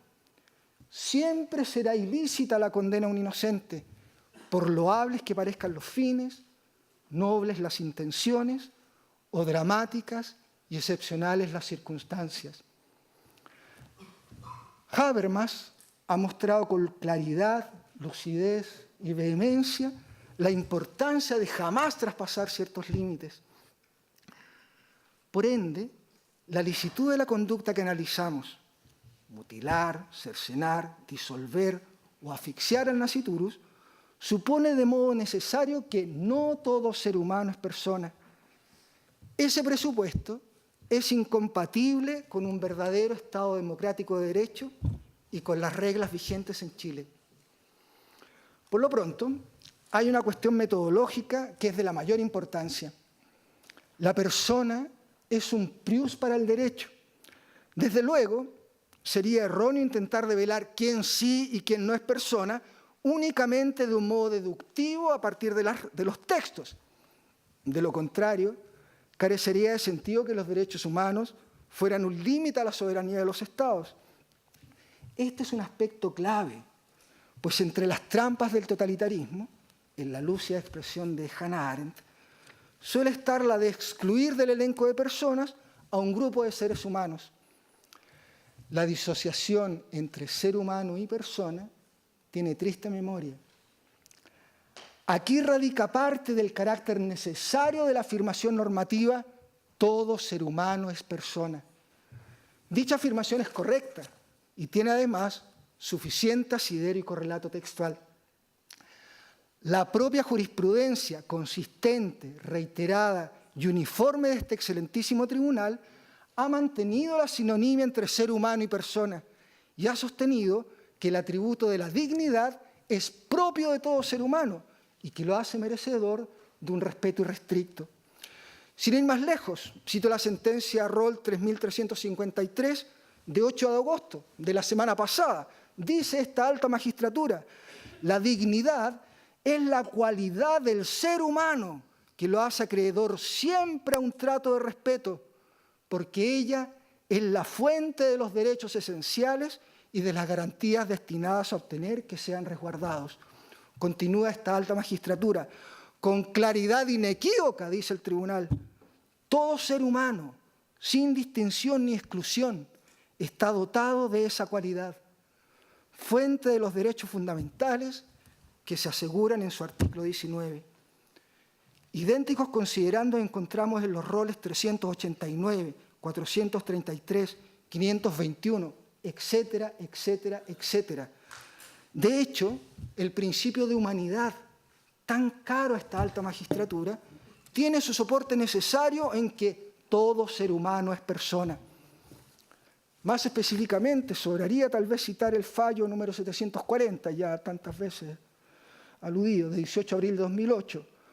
El nasciturus es persona desde el momento de la concepción. Curia novit iura, y por ende no seré yo quien hable de la personalidad constitucional del concebido, tampoco de su reconocimiento en el derecho administrativo, en derechos sectoriales, en la jurisprudencia judicial y contralora, todo sobre lo cual hay literatura abundante. Sin embargo, en los minutos que quedan, quisiera referirme brevemente a la personalidad en sede civil del nasciturus, con miras a aportar desde el punto de vista sistemático, y porque, como se lee en sentencia reciente de este excelentísimo tribunal, aunque la ley es soberana, no le está dado alterar sin más aquellas normas sedimentadas tras una detenida reflexión y que se han asumido como parte de una dilatada experiencia jurídica. En el estado actual de la cuestión, es absolutamente inconcuso que el nasciturus es persona, también desde el punto de vista estricto del derecho civil. Ya está superada la interpretación literalísima y restrictiva del artículo 74 del Código Civil, que gozó de gran popularidad y prestigio durante el siglo pasado. Los estudios históricos han clarificado el sentido correcto de la existencia legal y los estudios dogmáticos han hecho evidente una serie de fenómenos jurídicos que presuponen necesariamente la capacidad, titularidad jurídica y personalidad del nasciturus, el reconocimiento de estado civil, la titularidad del derecho a alimentos, la representación, la legitimación pasiva en el derecho de daños, la capacidad sucesora y fideicomisaria, la creencia de una estipulación a favor de otro, etcétera, etcétera, etcétera. A mayor abundamiento, no puede desatenderse en este punto la vigencia de la máxima jurídica infans conceptus proiamnato habetur, según la cual al concebido se le tiene por nacido para todo lo que le favorezca. Finalmente, un aspecto muy de fondo es que lo propio del arte del derecho es la solución pacífica de los conflictos. En el caso del proyecto de ley sometido al conocimiento de esta alta magistratura, se legitima el uso de violencia, mutilar, cercenar, disolver en químicos, asfixiar a un ser humano como mecanismo de solución. El carácter dramático de los problemas no alcanza para legitimar la violencia. Ello implicaría una verdadera abdicación de nuestro arte. Una ley de aborto es un riguroso oxímoron, una contradicción en los términos. Por ello, solicito a su señoría excelentísima declarar la inconstitucionalidad de este proyecto. Gracias. Sin más, señor presidente. Vino por la Fundación Mater. Corporación Idea País. Corporación Idea País. Ahora sí, tiene la palabra. Gracias, señor presidente. Con la venia de este excelentísimo tribunal, vengo a exponer a nombre de la Corporación Idea País sobre el requerimiento interponido en contra del proyecto de ley que despenaliza el aborto en 3 causales. Mi exposición se centrará en 2 elementos. En primer lugar, buscaré señalar el marco en que se ha estructurado esta discusión como una cuyo objeto es acompañar y acoger a aquellas mujeres que se encuentran en esta tan difícil y compleja situación. Y en segundo lugar, me referiré a la principal característica que tiene el acompañamiento regulado por este proyecto, que es su carácter no disuasivo. En el anexo del informe que ha acompañado, en el anexo número 1, del informe que ha acompañado el Gobierno en respuesta al requerimiento presentado, se señala que el objetivo del proyecto es acompañar y acoger a las niñas, adolescentes y mujeres que están frente a una situación de extrema vulnerabilidad, mediante la despenalización de estos 3 supuestos de conductas abortivas.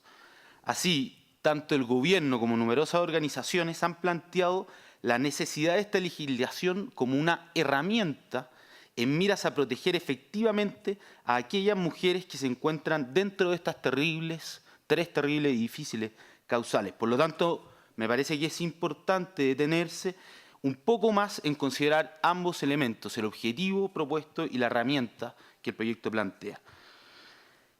Volver a señalar, como ya se ha dicho, que aunque el proyecto está bajo el rótulo de despenalizar, lo que hace realmente es garantizar una prestación, un derecho prestacional que se constituye en una prestación de salud obligatoria. Es decir, no solo quita la pena asociada a la realización de una conducta en 3 casos, sino que además concede un derecho y su correlativa obligación a realizar el aborto en esos 3 casos. Esto es evidente porque si no fuera así y no fuera obligatoria la prestación de salud, no tendría ningún sentido la discusión que se ha dado y que se ha dado fuertemente en la opinión pública sobre la objeción de conciencia que puede realizar el médico ante la solicitud de realizar un aborto. La objeción de conciencia consiste en que alguien, en este caso un doctor, se excuse de realizar una acción a la cual se encuentra legalmente obligado en atención a que vulnera sus creencias y valores. Por lo tanto, la herramienta que este proyecto propone para conseguir el objetivo que se ha dispuesto es la legalización del aborto bajo 3 supuestos. El objetivo planteado por el Gobierno es acompañar y acoger a las mujeres Y ese objetivo es uno que compartimos todos quienes participamos en esta discusión.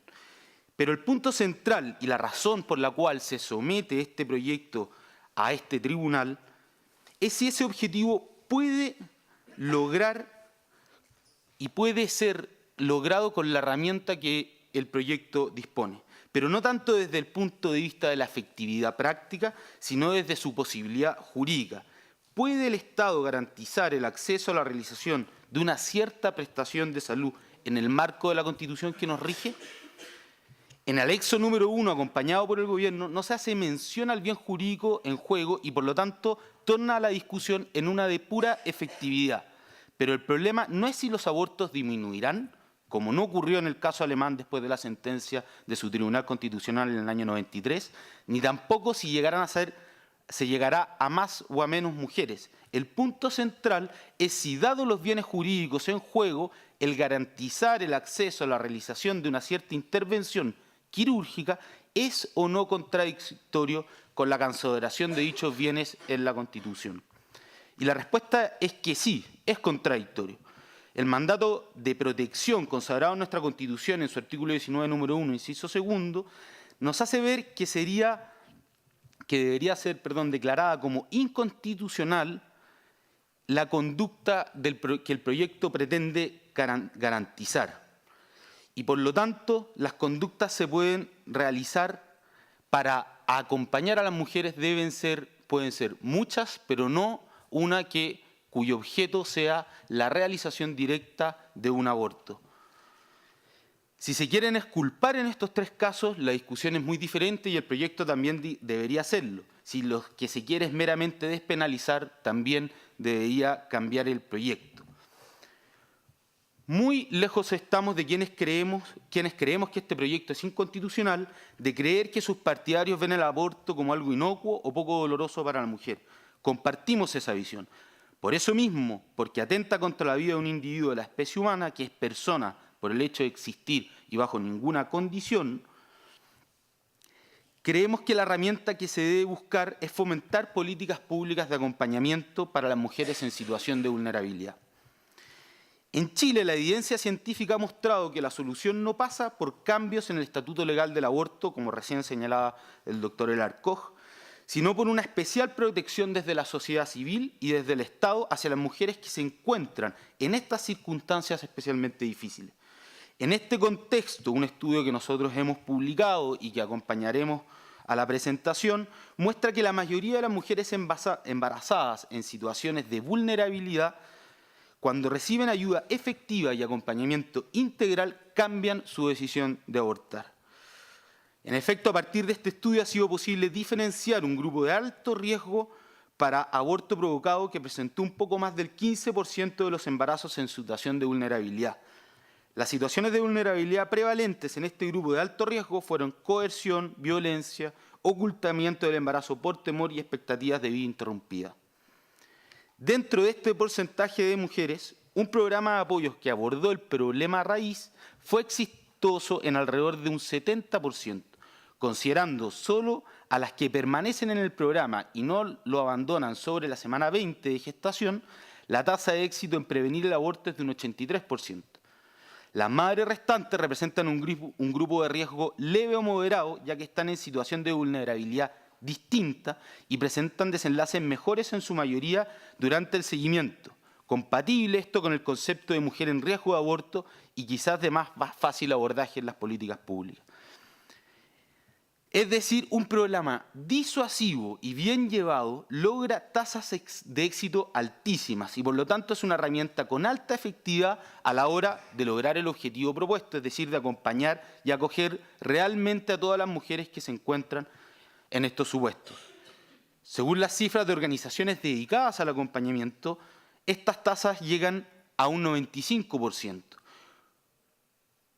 Pero este proyecto establece que el acompañamiento debe regirse por la no disuasión y por lo tanto no podrá realizar una intervención el médico tratante o el responsable de tratar a esa mujer en vistas a disuadirla de tomar la decisión de someterse a un aborto. Y este punto es particularmente paradojal porque Si, como declaró la presidenta en el mensaje presidencial del 21 de mayo del 2014, cada aborto en el país es una señal que como sociedad estamos llegando tarde porque la prevención no tuvo los resultados esperados, el objeto primordial debería ser precisamente el de evitar la realización de la conducta. Por otra parte, si el bien jurídico en juego es uno asegurado por nuestra Constitución, no es entendible que el Estado impida la realización de intervenciones por parte de los prestadores de salud que busquen asegurar ese bien jurídico.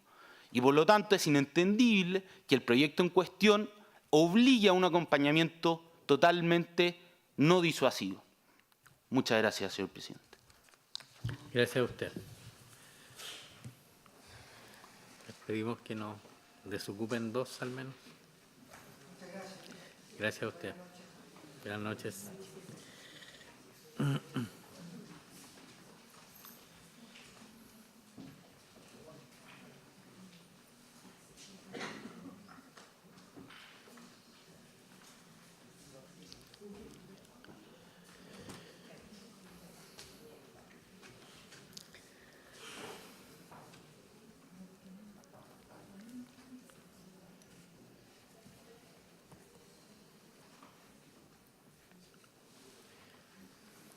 Traen agua y comenzamos. Sí.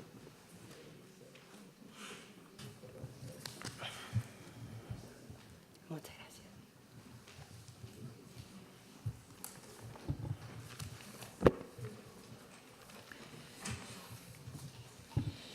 ¿Sí? Ya, por la Corporación Amigos del Maule por la Vida, Marcela Peredo Rojas. Tiene la palabra. Bueno, con la venia del presidente de este excelentísimo tribunal, vengo a exponer sobre 5 puntos, porque ya hasta ahora no da más la vida, digamos, literalmente, para expresar las razones por las cuales entendemos que este proyecto es absolutamente inconstitucional. Primero, queremos decir que hay que hacer una diferencia, o sea, respecto al tema de la deferencia, que tanto se ha usado, la deferencia razonada en múltiples sentencias, que su señoría conoce mejor que yo, hay que hacer una distinción, porque no hay un solo concepto de deferencia. La deferencia razonada tiene diferentes aspectos, porque no se ha distinguido con el concepto actual cuál es el margen de apreciación del legislador. Tal como expresó la profesora Bertelsen hace un rato atrás sobre el margen de apreciación nacional, existe este margen de apreciación del legislador que para términos de resolver la constitucionalidad del proyecto me parece muy gravitante. En este sentido, no ha distinguido la doctrina de la deferencia tradicional entre aquello que sirve para regular los actos políticos, como el control de actos políticos del sistema francés, que ustedes ya conocen, y a aquellas regulaciones de derecho. Cuando el legislador regula derecho, entonces existe un principio de reserva legal del 19, número 26, en el cual es imposible decir que esta discrecionalidad es ilimitada. No se puede afirmar del texto de la Constitución, más allá de la legitimidad o no, porque aquellos mismos que hoy día alegan su legitimidad también la usan para decir que este tribunal no podría pronunciarse, y eso no es cierto. Entonces el punto es ¿por qué no revisamos los elementos de la deferencia o del margen de apreciación del legislador, como cualquiera quiere decir? La deferencia supone competencia y supone 3 elementos. Primero, la flexibilidad normativa. La Constitución no posee una naturaleza jurídica, tiene una naturaleza jurídica mixta, como dice Pereira, pero en ese sentido tenemos que entender que hay normas que son abiertas, normas que son cerradas, también lo ha dicho el profesor Miguel Ángel Fernández, y normas que son mixtas. La del 19, número 1, inciso 2, que tanto se ha debatido durante todo el día y seguirán debatiendo ustedes lamentablemente mañana, será una norma de carácter mixta, porque le dice al legislador una forma en la cual tiene que actuar. No es una cuestión abierta. Hay normas prohibitivas, como por ejemplo, no se podrán ejercer apremio ilegítimo. O normas positivas en la Constitución. El que pise su territorio quedará libre, etc. Uno entiende el precepto constitucional. Entonces, en su sentido más natural y obvio, dice la Constitución protege al que está por nacer. Es decir, es una norma de naturaleza jurídica mixta. Y por eso es que este tribunal debe declararla inconstitucional. Porque no estamos hablando de cualquier norma, sino de una norma específica que tiene una flexibilidad normativa que es parte del margen de apreciación del legislador. Luego, en segundo término, ¿qué es el segundo elemento del margen de apreciación?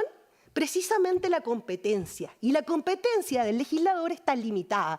¿Por qué? Porque está fijado por el artículo 6 y 7 del imperio de Estado de Derecho. Los órganos del Estado pueden ejercer, ustedes lo saben mejor que yo, dentro de su competencia.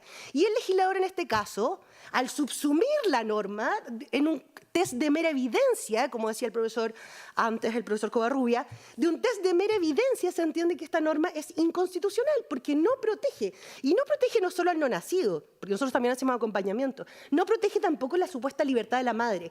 ¿De qué libertad me hablan cuando empiezan a pensar de que una mujer que ha sido violada va a tener libertad de decisión? He hecho acompañamiento, aparte de ser constitucionalista, y he visto que no hay libertad posible en ese minuto, porque hay un estrés traumático. Y entonces, ¿de qué libertad me habla o que asegura, o cuál es la determinación, de acuerdo a las mismas normas que el Tribunal Constitucional ha dicho, para limitar derechos fundamentales, que es lo que justifica un Tribunal Constitucional, o que es lo que justifica el control de constitucionalidad de la ley? Tiene que haber especificidad, tiene que haber requisitos de especificidad con los cuales esta ley no cumple ni en lo más mínimo. No cumple con el estándar razonable que al menos dice Díaz Ripoll respecto de la racionalidad de las leyes penales. Dice que las leyes penales, en ese sentido, deben tener una racionalidad ética. Aquí el objeto de proteger la voluntad de la madre o la honra, como dice en el 344, ni siquiera se cumple. ¿Por qué? Porque el 344 sigue sancionando a la mujer incluso a propósito de su honra. Entonces, ¿de qué me están hablando? ¿De qué derecho me están hablando en este punto? Luego, respecto a la racionalidad teleológica, el fin de la norma no es claro. Del 119 se deducen 4 o 5 normas distintas. Primero, en el numeral tercero hay que ir a, como decía algún colega hace poquito, hay que ir primero a preguntarle al tutor. Luego, si no está el tutor, entonces tenemos un problema con la infracción patente al 19 número 10, respecto al derecho preferente de los padres a educar a sus hijos. Porque si no, de todas maneras hay que llegar a un tribunal que se establece un nuevo procedimiento que atenta contra el 19 número 3, en el cual establecemos un nuevo procedimiento de familia para aquello que la mujer cuando fue violada, más aún tenga que pasar por otro tribunal, que yo creo que afecta directamente el debido y racional y justo procedimiento, porque ha sido víctima de 2 delitos. Primero, la violación, el cual no tiene ninguna pena agravada, tampoco se establece aquí alguna sanción para ese violador, ni mucho menos. Y aparte de eso, como si fuera poco, tampoco queda muy claro cuál es la razonabilidad pragmática. ¿Por qué? ¿Cuál es la libertad de conciencia para la mujer? ¿Qué pasa en los casos en que el hombre quiere tener a su hijo en las causales 1 y 2? ¿Qué ha pasado? ¿Dónde está la libertad de conciencia de esos hombres? ¿Se protege de acuerdo a la Constitución? Yo no lo veo en ese artículo, no lo veo en ninguno de los preceptos legales que ahora se quieren constitucionalizar. Si es que esto no es la constitucionalización del aborto per se, es que este tribunal tiene que pronunciarse para decir que no hay razonabilidad jurídico-formal mínima en este caso. No hay una razonabilidad jurídico-formal mínima, y menos lingüística, que es lo que dice Díaz Ripoll, no lo digo yo. No hay razonabilidad lingüística, porque ¿qué es riesgo de la madre? ¿Quién va a determinar eso? ¿Qué pasa si la madre muere en medio del aborto? ¿Quién se va a hacer responsable? Resulta que la legislación penal tiene que buscar un responsable, según lo que yo entiendo. ¿Quién va a ser el responsable de eso? No queda claro en esa legislación. No tiene el estándar mínimo ni para proteger los derechos de la madre, ni para proteger los derechos del hijo. Por tanto, conforme a ello, creo que vulnera, además, vulnera también el principio de la relación ley-reglamento. ¿Por qué? Porque establece que ciertas prestaciones que se deben dar van a ser reguladas por la potestad reglamentaria. Estamos hablando de derecho a la salud, estamos hablando de derechos que están en la Constitución y que tienen un contenido mínimo. Este tribunal lo ha dicho, el contenido esencial, y lo dice Haberle. El contenido mínimo de los derechos supone una inmunidad para el legislador también, o sea, todo tiene un límite en ese sentido, ¿no? Y luego, entonces podemos decir, para ir cerrando, que el artículo afecta al artículo 19, número 1 completo, porque tampoco protege la dignidad de la mujer. También afecta el número 19, número 20, porque le impone una nueva carga personal. Una nueva carga, es decir, esa mujer que ha sido víctima de violación o que está enferma directamente porque es un aborto que en el fondo pareciera ser una colisión, pero en realidad hay un principio de no contradicción que el profesor Miranda sabe mucho mejor que yo, que tiene que ver con que los derechos son o no son, pero nada puede ser y no ser al mismo tiempo. No hay colisión. Aquí debemos garantizar los derechos porque eso es lo que la Constitución exige. Esa es la razón de ser del constitucionalismo. Por tanto, aparte de ello, el 19, número 2, genera discriminaciones arbitrarias respecto de la edad, la diferencia. No hay una justificación razonable respecto de estas diferencias que establece el legislador. No hay una justificación razonable. De la mera lectura se deduce eso. La falta al racional y justo procedimiento, la falta también al acceso de las prestaciones médicas, el 19 número 9, el 19 número 10 respecto de los padres que van a tutelar a estas niñas menores de 14, entre 14 y 18, que nadie entiende nada. Y luego, por último, la libertad de conciencia respecto de las partes que están involucradas. Y por sobre todo, el 19 número 26, porque si hay un elemento que importa en materia de discrecionalidad legislativa es que los derechos son el primer límite al legislador y es el elemento supralegal. Bachov lo dice. Si la sociedad no tiene, una sociedad de Estado democrático constitucional, no tiene una idea de justicia, no tiene un valor sobre la vida, entonces ¿de qué democracia constitucional me hablan? Por tanto, llega el momento de declarar la inconstitucionalidad precisamente porque la norma de clausura, el 19 número 26, es clara. Nadie puede afectar un derecho de tal manera que su regulación resulte la privación de aquello. Muchas gracias, su señoría. Gracias a usted. Finalmente, en este bloque, por la Fundación Mater Filius, expone Alejandro Miranda Montesinos. Tiene la palabra. Con la venia del señor presidente de este excelentísimo tribunal, vengo en representación de la Asociación Mater Filius. Algunos de los defensores del proyecto de ley sobre interrupción voluntaria del embarazo han sostenido que no es razonable penalizar el aborto en los casos que el proyecto contempla, pues tal cosa implicaría, dicen ellos, exigir a las mujeres una conducta heroica, que estaría más allá de aquellos que los seres humanos pueden exigirse coactivamente unos a otros. Continuar con el embarazo en estos casos sería entonces, según esta posición, una conducta supererogatoria, es decir, una conducta que puede ser buena, pero no es razonable que la ley o la moral exijan. Quienes proponen este argumento sostienen que su relevancia reside en que él es válido con prescindencia de toda consideración sobre el estatus moral o jurídico que se asigna a los individuos humanos no nacidos. Dicho de otro modo, este argumento permitiría, según sus defensores, justificar la despenalización del aborto en los casos del proyecto, aun cuando se aceptara que el no nacido es persona y como tal titular del derecho a la vida. Dado que este excelentísimo tribunal, en el considerando 54 de su sentencia de 18 de abril de 2008, ha afirmado categóricamente, cito, que queda claro que para el constituyente el embrión en naciturus es persona desde el momento de la concepción, fin de la cita, el argumento al que me estoy refiriendo cobra especial importancia en esta discusión. El propósito de mi exposición es mostrar que este argumento no es correcto.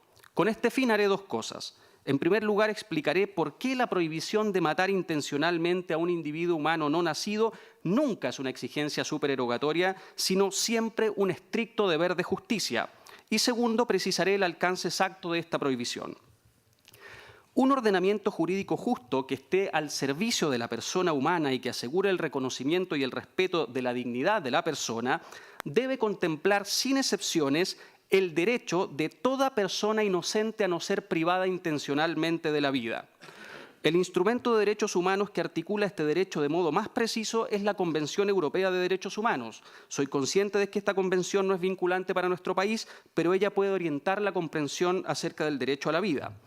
Al consagrar este derecho, en el artículo 2, la Convención Europea dispone que nadie podrá ser privado de su vida intencionalmente. Y si bien añade a continuación algunas excepciones, ellas versan precisamente sobre sujetos que no son inocentes, sino agresores ilegítimos que atentan contra el orden justo. De modo que, definido con precisión el derecho a la vida, si se entiende como un derecho absoluto, es decir, su núcleo esencial, es el derecho que tiene una persona inocente a no ser privada intencionalmente de la vida. El fundamento de este derecho no es otro que la dignidad inviolable de la persona humana. Que un ser tenga dignidad significa que posee la condición de fin en sí mismo, es decir, que está dotado de valor intrínseco. La implicancia moral y jurídica más importante de la dignidad es la siguiente. Si un ser es un fin en sí mismo, entonces nunca es lícito tratarlo como si fuera un mero medio o un instrumento. Cuando se trata a una persona como si fuera un mero medio, se la degrada y en esa medida se le hace una injusticia.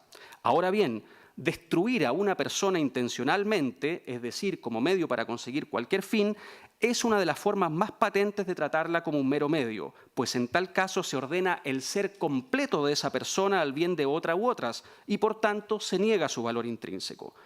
Un sector de la filosofía del derecho califica esta idea como la columna vertebral de los sistemas jurídicos decentes, pues, como añade un autor, un sistema jurídico decente excluye incondicionalmente matar a personas inocentes como medio para cualquier fin, ya sea público o privado. Y la misma idea ha sido destacada por este excelentísimo tribunal, que citando al Comité de Derechos Humanos de la ONU ha señalado que el derecho a la vida, cito, es el derecho supremo respecto del cual no se autoriza suspensión alguna, ni siquiera en situaciones que pongan en peligro la vida de la nación, ni siquiera en situaciones que pongan en peligro la vida de la nación, en el considerando 55 de la sentencia que ya cité. Al decir esto, el tribunal ha reconocido que la dignidad de la persona y los derechos inviolables fundados en esa dignidad implican que hay maneras de tratar a una persona que nunca pueden justificarse sin importar cuáles sean las consecuencias. La prohibición de matar intencionalmente a personas inocentes es, por tanto, tan esencial que no puede suspenderse, para usar la terminología del tribunal, ni aún en situaciones trágicas.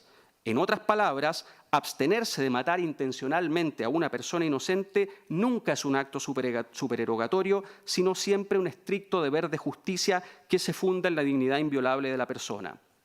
Por lo mismo, un orden justo no puede contener disposiciones que permitan ex ante dar muerte intencionalmente a personas inocentes. Frente a situaciones trágicas, solo debe exculpar ex post, ya sea total o parcialmente por aplicación de circunstancias eximentes o atenuantes. El proyecto de ley que nos convoca no solo permite ex ante dar muerte intencionalmente a personas inocentes, sino que además pretende conferir un derecho a exigir tal conducta y convertirla en una legítima prestación de salud. Esto, excelentísimo tribunal, es claramente inconstitucional.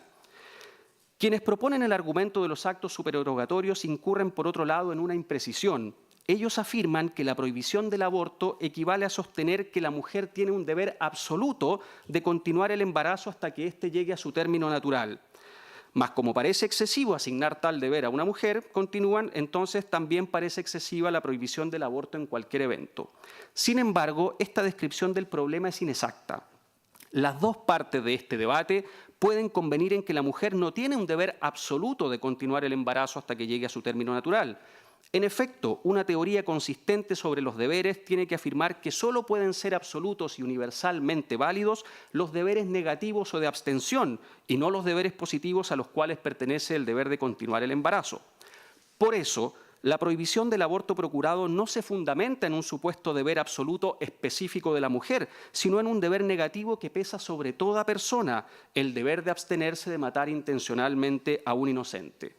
Es verdad, por cierto, que la situación de la mujer embarazada tiene un carácter sui generis, pues no hay otro caso en que un ser humano se encuentre dentro del cuerpo de otro. Sin embargo, esta circunstancia especial no debería llevar a resolver los dilemas jurídicos en perjuicio de ninguno de ellos, ni de la madre ni del hijo. El derecho puede tratarlos con igualdad e imparcialidad si los protege a los dos frente a todo ataque intencional o directo. Lo que acabo de decir me permite avanzar a la última idea de mi presentación. Una defensa coherente de la dignidad de la persona, sea nacida o no nacida, solo puede prohibir de modo absoluto o incondicional los actos humanos, acciones u omisiones en los que se da muerte intencionalmente a una persona inocente. Es decir, aquellos actos en los que se busca la muerte del inocente como fin o como medio. La razón de esto es que una prohibición absoluta de elegir cualquier curso de acción del que se siga la muerte de un inocente, incluso como efecto colateral, sería muchas veces imposible de cumplir y, por tanto, absurda como norma moral o jurídica. En efecto, existen casos en los que haga lo que haga un sujeto, del curso de acción que elija se seguirá, como efecto colateral previsto, una muerte que él estaba en principio o prima facie obligado a evitar, como sucede en algunas crisis obstétricas. La única solución razonable es, por tanto, que la prohibición absoluta se refiera solo a buscar la muerte intencionalmente, como dice la Convención Europea, pues eso siempre es posible de cumplir y además asigna relevancia a un elemento clave para valorar las acciones humanas, la intención. Así, la muerte prevista como efecto colateral solo será culpable cuando el agente carezca de una razón proporcionalmente grave para causarla o para no impedirla. A la inversa, si el agente cuenta con dicha razón proporcionada, la muerte prevista como efecto colateral está justificada. Esto es lo que establece el clásico principio del doble efecto, que permite dar una solución justa a los casos de embarazos riesgosos para la vida de la madre. En consecuencia, como no existe algo así como un deber absoluto de continuar un embarazo, sino solo un deber absoluto de abstenerse de matar intencionalmente a una persona inocente, es perfectamente lícito que la mujer se someta a los tratamientos o procedimientos necesarios para salvar su vida, aun cuando estos impliquen la muerte del no nacido como un efecto colateral, secundario e indirecto. Para recoger esta regla no es necesaria una modificación legal, pues ya subyace al actual artículo 119 del Código Sanitario y es habitualmente aplicado en la práctica médica. Muchas gracias. Gracias a usted. Bien, terminado el bloque, entonces vamos a hacer un alto de 10 minutos.